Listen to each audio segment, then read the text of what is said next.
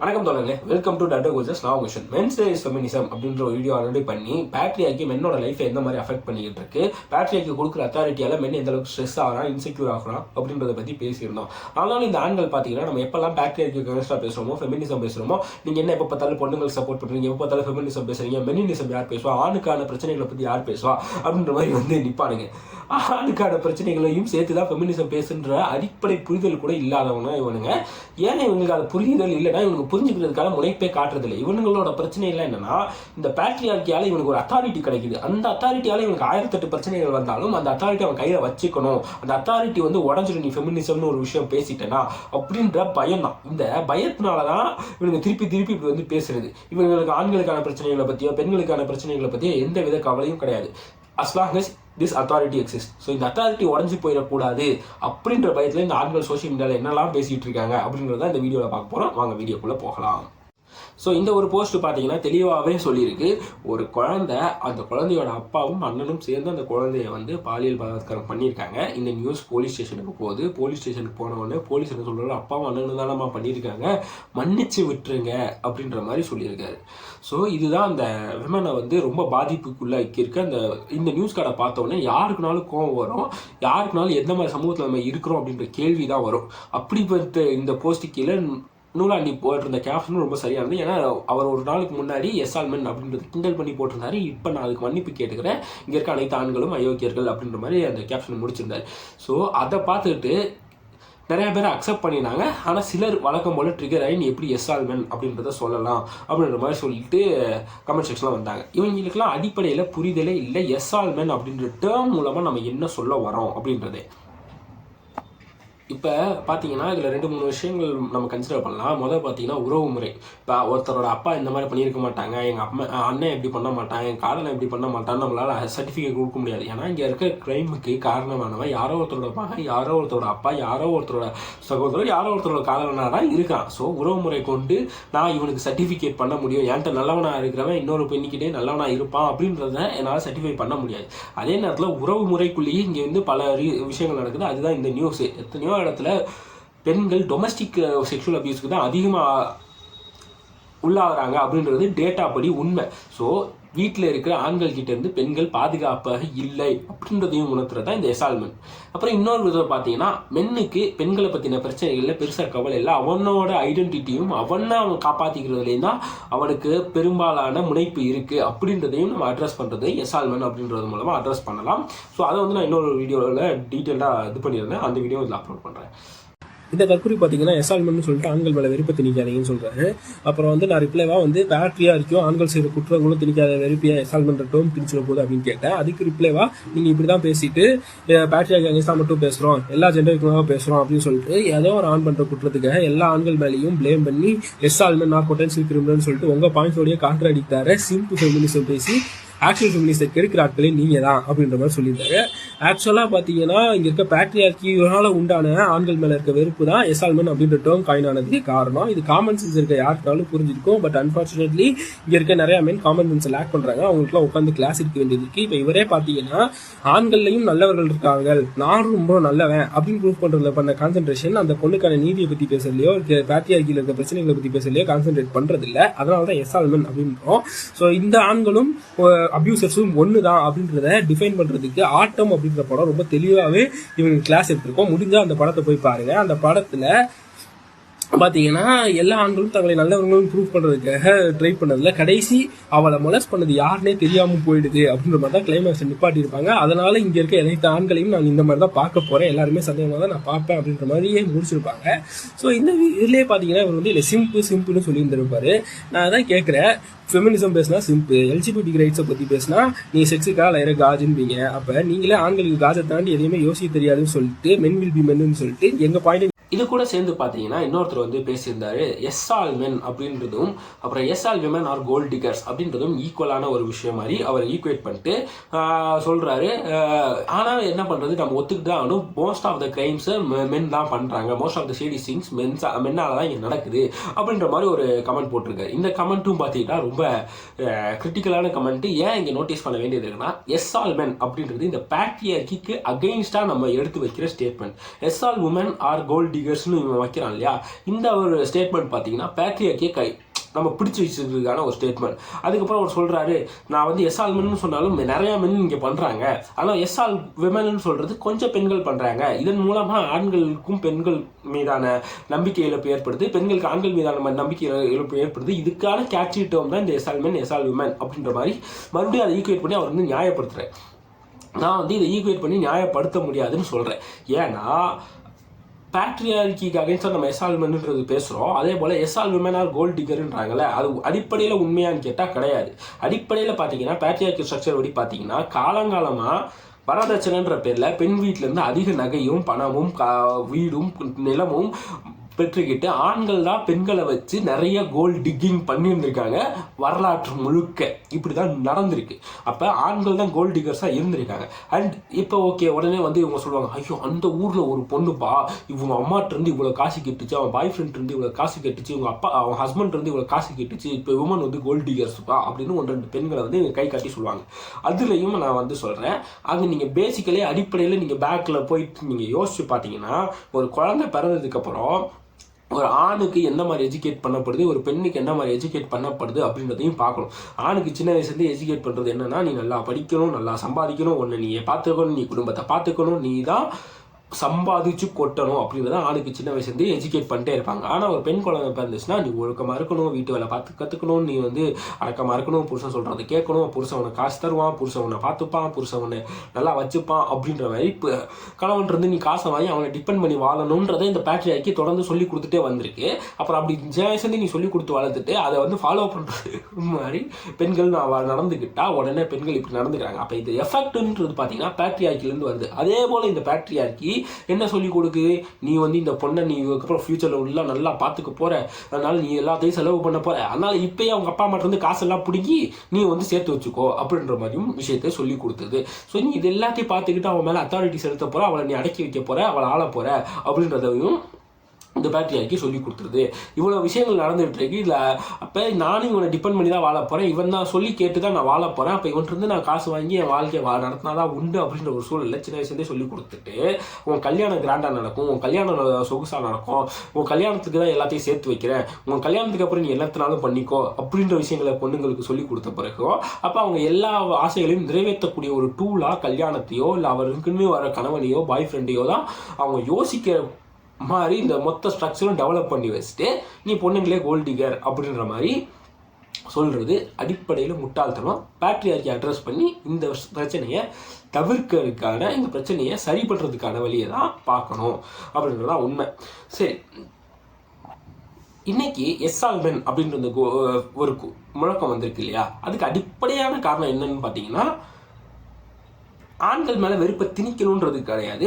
ஆண்கள் இங்கே நிறைய கிரைம் பண்ணிக்கிட்டு இருக்காங்க, ஆண்கள் அத்தாரிட்டி செலுத்திக்கிட்டு இருக்காங்க, ஆண்கள் பெண்களுக்கு எதிராக எப்பயுமே நடந்துகிட்டு இருக்காங்க. அதில் ஒரு வெறுப்புணர்வு வந்திருக்கு. அந்த வெறுப்புணர்வோட வெளிப்பாடு தான் எஸ் ஆல் மென். இப்போ இது வந்து பெண்களோட வாய்ஸ்லேருந்து பெண்கள் எழுச்சி கொடுத்தனால தான் இதுக்கு இவ்வளோ பெரிய எதிர்ப்பு. நீங்கள் கொஞ்ச நாளுக்கு முன்னாடி பார்த்தீங்கன்னா ஒரு கமர்ஷியல் ஆடு பார்த்தீங்கன்னா பியாருக்கு ராகுமென் ஆரம்பிச்சுட்டு மியூசிக் சிடிஸ் விற்பானுங்க, மென் வில் பி மென் அப்படின்றத டேக்கை வச்சு அந்த ஆடு வந்துட்டு இருந்துச்சு. அது ஒரு மென்னோட டோன்லேருந்து வந்துச்சு அப்படின்ற மென் இங்கே இருக்க விஷயத்தை அக்செப்ட் பண்ணிக்கிட்டானுங்க. ஆனால் இதே எழுச்சியை விமன் மென்னுக்கு பண்ணுற கொடுமைகளுக்கு எதிராக தனக்கான உரிமைக்காக விமன் வந்து எடுத்து வச்சு பேசும்பொழுது ஆண்களால் ஏற்றுக்க முடியல, இன்செக்யூர் ஆகி நாட் ஆல் மென் அப்படின்றத கத்துறானுங்க. இதுதான் உண்மை. இன்னும் சொல்ல போனால் இத்தனை நாளாக ஆண்கள் வந்து பெண்கள் மீது கட்டுப்பாடு வைக்கிறதுக்காக நீ வெளியே போனேன்னா அவன் அப்படி உன்னை அசிங்கமாக பார்ப்பான், இவன் உன்னை இப்படி கேவலமாக பார்ப்பான், அதனால இந்த மாதிரி ட்ரெஸ்ஸை பண்ணி இந்த மாதிரி கவர் பண்ணிட்டு போ, இப்படி ட்ரெஸ்ஸை போடாத அப்படின்ற பெண்கள் மேலே இவன் அத்தாரிட்டி செலுத்தி மிச்ச ஆண்கள்லாம் மோசமானவர்கள், நான் நல்லவன் அப்படின்னு திருப்பி திருப்பி சொல்லி அந்த ஒரு ஸ்ட்ரக்சரை வைப்பான் பார்த்தீங்களா. அப்போ அவன் எல்லா ஆண்களையும் குறைதான் சொல்கிறான், மிச்சம் எவனையும் நம்பாத, ஆண்கள்லாம் அயோக்கியர்கள் அப்படின்றதுல இவன் வாயால் சொல்லிட்டு பெண்கள் மேலே அத்தாரிட்டி செலுத்திட்டு பெண்கள் மீது அவங்களோட ஆடை சுதந்திரத்து மேலே இவன் கை வச்சுட்டு இருப்பான். ஸோ அப்போதான் இவனுக்கு கோவம் வரல. எப்போ இவனுக்கு கோவம் வருது, இல்லை என் உரிமை நீ சொல்லிலாம் நான் கேட்க முடியாது, நீ கேட்குற அயோக்கியம் தான் அப்படின்னு சொல்லிட்டு பெண் மறுபடியும் அவ வாயால் இங்கே இருக்க ஆண்கள் எல்லாரும் அயோக்கியர்கள் அப்படின்னு சொல்லும் போது தான் இவங்களுக்கு இன்செக்யூரிட்டி ஹிட் ஆகுது. இன்னொரு இது பார்த்தீங்கன்னா ஒரு நல்ல வீடியோ வந்து நல்ல ஒரு போஸ்ட் வந்து பார்த்தேன். அது வந்து ரொம்ப பாராட்டக்கூடிய ஒரு போஸ்ட்டு. அந்த பொண்ணு எடுத்த டிசிஷன் ரொம்ப போல்டான டிசிஷன். கல்யாணம் வரைக்கும் போயிட்டு மேடையில் ஒரு பொண்ணு இல்லை இவர் 10வது தான் படிச்சிருக்கான், நான் ஒரு கிராஜுவேட்டு, என்னால் இவனை கல்யாணம் பண்ணிக்க முடியாதுன்ட்டு நிப்பாட்டியிருக்காங்க. நிப்பாட்டின பிறகு அது ஒரு பெரிய சலசலப்பு ஏற்பட்டிருக்கு. அதை ஒரு நியூஸில் போடுறாங்க. அந்த நியூஸ் கார்டில் தெளிவாக சொல்லியிருந்தாங்க, 10வது படிக்கிற பொண்ணுக்கு கிராஜுவேட் ஆன ஒரு பொண்ணை கல்யாணம் பண்ணி வச்சது மட்டும் இல்லாமல் அந்த பையனுக்கு வரதட்சணையும் கொடுக்கப்பட்டிருக்கு. அதையும் நியூஸில் போட்டிருக்காங்க. அந்த நியூஸ் கார்டில் தெளிவாகவே போட்டிருக்காங்க. இப்போ வரதட்சணை வாங்கிட்டு தன்னை விட நல்லா படித்த பெண்ணை கல்யாணம் பண்ண ஆம்பளைய ஒருத்தன் கூட கமெண்ட் செக்ஷனில் கேள்வி கேட்கல. ஆனால் அத்தனை பேர் எங்கே வந்து கேள்வி கேட்குறாங்க, இதெல்லாம் ஒரு பொண்ணா, பிடிக்கலன்னா முன்னாடியே கல்யாணத்தை வேணான்னு சொல்லியிருக்க வேண்டியதான், ஏன் கல்யாணம் வரைக்கும் வந்து வேண்டான்னு சொல்லணும், கல்யாணம் மேலையில் வந்து வேணான்னு சொல்லி அவனை ஏன் அவமானப்படுத்தணும், இந்த விமென்லாம் ரொம்ப மோசமாயிட்டாங்க, இந்த உமன்லாம் ரொம்ப கேவலமாயிட்டாங்க, இன்னைக்கு ஆண்களுக்கான வாழ்க்கை ரொம்ப பாதிக்கப்பட்டுருச்சு அப்படின்ற மாதிரி இவனுங்க வந்து அந்த கமெண்ட் செக்ஷனில் ஆண்கள் ஃபுல்லாக கதறிக்கிட்டு இருந்தாங்க. அப்போ இவனுக்கு அந்த வரதட்சணை கண்ணில் படல, அந்த பொண்ணு நல்லா படிச்சிருக்குன்றது கண்ணில் படல, இவங்களுக்கு இதுதான் ஒரு பிரச்சனை. நீ ஏன்னா இவங்களுக்கு பெண்களோட லைஃப்பில் என்ன நடந்துகிட்டு இருக்கு அப்படின்றத கூட சிந்திக்க தெரியாதவனுங்க தான் இந்த ஆண்கள். அவங்களுக்கு அதை யோசிக்க கூட தெரியாது. திருப்பி வந்து அவனுக்கு இருக்கிற இந்த ப்ரிவிலேஜ் இருக்கு இல்லையா, அதே ப்ரிவிலேஜாக பெண்ணுக்கு இருக்குன்ற மாதிரியே நடந்துப்பானுங்க. அவங்களுக்கு அதை பற்றி யோசிக்கிறது கூட தெரியாது. அவ்வளோ மாக்கானுங்க இந்த ஆண்கள் அவனுங்க வந்து இன்செக்யூர் ஆளுங்க மட்டும் கிடையாது, அறிவும் கிடையாது அவனுங்களுக்கு. அதனால அதை பற்றி யோசிக்க முடியல. பெண்களோட லைஃப்பில் அவங்க சொன்னால் இங்கே எந்த இடத்துலையுமே எடுபடுறது கிடையாது, அவங்க பேசினா இங்கே யாருமே மதிக்கிறது கிடையாது. அரசியலில் கூட ரெப்ரசன்டேஷன், ஒரு பெண் வந்து அரசியல் பேசிட்டா இவங்களுக்கு ஏற்றுக்கவே முடியாது, பெண்ணை அரசியல் ரெப்ரசன்டேஷன் கூட அனுப்ப மாட்டானுங்க அப்படின்றதான் நமக்கு இங்கே இருக்க நடைமுறையில் இருக்கிற விஷயன்றது நல்லாவே தெரியும். அந்த பொண்ணு வீட்டில் சொல்லாமலே இருந்திருக்கும், ஆரம்பத்துலேருந்து எனக்கு பிடிக்கலன்னு சொல்லாமலே இருந்திருக்கும், ஒரு 10வது படிக்கிற போய் நல்லா கல்யாணம் பண்ணிக்க முடியாதுன்னு சொல்லாமலே இருந்திருக்கும் அந்த பொண்ணு. இப்போ நான் இத்தனை தடவை சொல்கிறேன் பார்த்தீங்களா, எனக்குள்ளே வந்து ஒரு செட் ஆகிருக்க பேட்ரியாருக்கு இப்போ தான் நான் நோட்டீஸ் பண்ணுறேன். அந்த பொண்ணு பண்ணியிருக்குன்ற இங்கே ஒரு ஆணா சொல்லியிருந்தேன்னா நான் வந்து பண்ணியிருப்பான்னு சொல்லியிருப்பேன். எனக்குள்ளேயே அந்த ஒரு விஷயங்கள் இருக்குது, நான் அதை ஐடென்டிஃபை பண்ணி ஒவ்வொருட்டுமே இதை மாற்றணும் நினைப்பேன். இந்த வீடியோ நான் யூஸ்வலி கட் பண்ணிட்டு மறுபடியும் பேசி போடுவேன். பட் இது எனக்குள்ளே இருக்குது அப்படின்றது நான் காட்டுறதுக்காக தான் இந்த இதை அப்படியே கண்டினியூ பண்ணிட்டு போட்டுறேன்.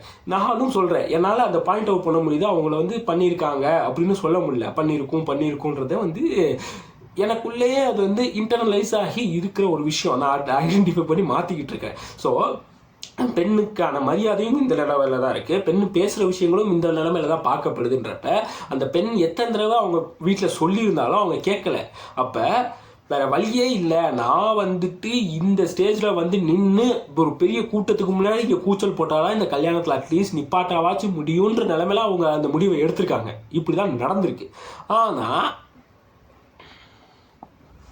அதை புரிஞ்சுக்கிறதுக்கான காமன் சென்ஸு கூட இந்த ஆண்கள்கிட்ட இல்லை. நான் முன்னாடியே சொன்ன மாதிரி ஆண்களுக்கு காமன் சென்ஸுன்றது கிடையாது, அறிவுன்றது கிடையாது, சரியான பயந்தாங்கொழிங்க. சரி, இந்த மென்ஸ் டே அன்னைக்கு இன்னொரு வீடியோ வந்து கலாட்டாவில் போட்டிருந்தாங்க. அந்த வீடியோ நான் முழுசாக பார்க்கல. ஆரம்பத்தில் அந்த ட்ரெய்லர் மாதிரி அந்த வீடியோவில் என்னென்ன வரப்போகுதுன்னு போடுவாங்கல்ல, அதில் வந்துட்டு மென்ஸ் டே அன்னைக்கு அதாவது மென்னை வந்து போய் சந்தித்து இவனுங்க வந்து பேட்டி எடுக்கிறானுங்க. மென் வந்து அவங்களுக்கான பிரச்சனைகள் என்னென்ன சொல்கிறாங்கன்னா, அவன் லைஃப்பில் தனிப்பட்ட முறையில் ஒரு பிரச்சனை நடந்திருக்கும் இல்லையா, பெண்களால், அவன் வீட்டில் இருக்க பெண்ணால் தனிப்பட்ட முறையில் ஒரு பிரச்சனை நடந்திருக்கும். அந்த பிரச்சனைகளை அட்ரஸ் பண்ணி இந்த மாதிரி நடக்குது, இன்றைக்கி எல்லா பெண்களும் இப்படி தான் நடந்துக்கிறாங்க, இன்றைக்கி எல்லா பெண்களும் மாறிட்டாங்க, அவங்க முன்னேறிட்டாங்க, அவங்களோட உரிமைகளை பற்றி பேசுகிறாங்களே தவிர எங்களுக்கான விஷயங்கள் இங்கே யாராலையும் பேசப்படலை அப்படின்ற மாதிரி சொல்கிறாங்க. ஆண்கள் வெளியே போய் இதை பேசவும் முடியலை, பேசினாலும் இந்த மீடியா அதை கண்டுக்கிறதும் இல்லை அப்படின்ற மாதிரி கண்ணா பின்னான்னு பேசிகிட்டு இருக்காங்க. கண்டுக்காமலே நீ மீடியாவில் தான் உட்காந்து பேசிக்கிட்டு இருக்க, இங்கே என்ன பிரச்சனை?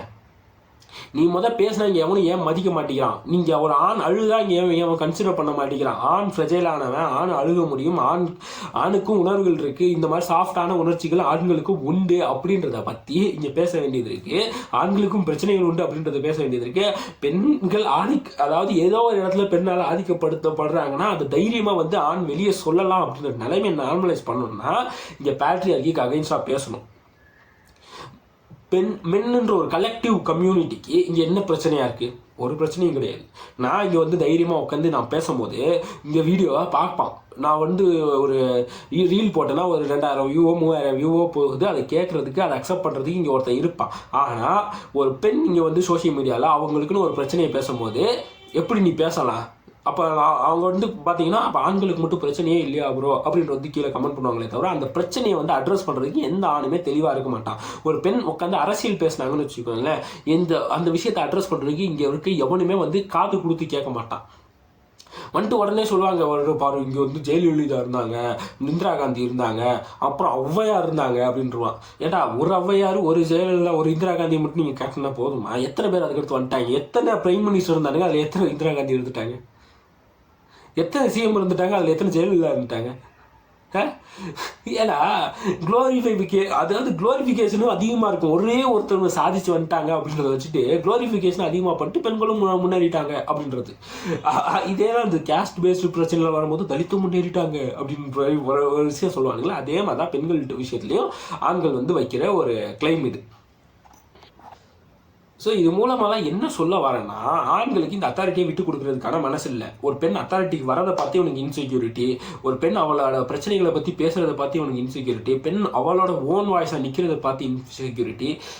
பெண்ணுக்கு உரிமை வேண்டும், அது நான் கொடுக்குறதா தான் இருக்கணும். நான் வந்து இவ்வளோ தூரம் பண்ணியிருக்கேனே, இதுக்கு முன்னாடி அவள் படிக்க முடியாது, இன்றைக்கி படிக்க அலோவ் பண்ணியிருக்கேன், இதுக்கு முன்னாடி வேலைக்கு போக முடியாது, இன்றைக்கி வேலைக்கு போக அலோவ் பண்ணியிருக்கேன், இதுக்கு மேலே என்னத்தை கொடுக்கணும் அப்படின்றது தான் அவனோட பிரச்சனை. நான் கொடுத்த வாங்குற இடத்துல இருக்கிற வரைக்கும் இவனுக்கு பிரச்சனை கிடையாது. அவளாம் கேட்டுட்டா இவனுக்கு பிரச்சனை. அதுதான் இங்கே இருக்கிற ஆணோட மென்டாலிட்டி அப்படின்றது தான் இந்த வீடியோவில் நான் ஐடென்டிஃபை பேச வேண்டிய விஷயமா இருக்குது.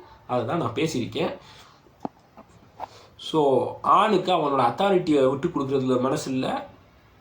ஆணுக்கு பெண்ணை பற்றின பிரச்சனைகளையும் ஈடுபாடு இல்லை, அவனுக்கு இருக்க பிரச்சனைகளை பற்றியும் ஈடுபாடு இல்லை. அவனை பொறுத்த வரைக்கும் இந்த பேட்ரியாவுக்கு விஸ்டாண்ட் ஆகணும். அதுக்கு அவனால் என்னென்ன பண்ண முடியுமோ அதை தான் அவன் பண்ணிட்டே இருப்பான். ஸோ இப்போ வரைக்கும் நான் பேசினதில்லை. எதுவும் உங்களுக்கு எதுவும் மாற்று கருத்து இருக்குன்னா அதை வந்து கமெண்ட் பண்ணுங்கள், லைக் பண்ணுங்கள், ஷேர் பண்ணுங்கள். சேனலுக்கு தயவு செஞ்சு சப்ஸ்கிரைப் பண்ணுங்கள். நாங்கள் பாட்காஸ்ட் போட்டிருக்கோம், அந்த பாட்காஸ்ட்டையும் போய் கேளுங்க. நன்றி, வணக்கம், பாய்.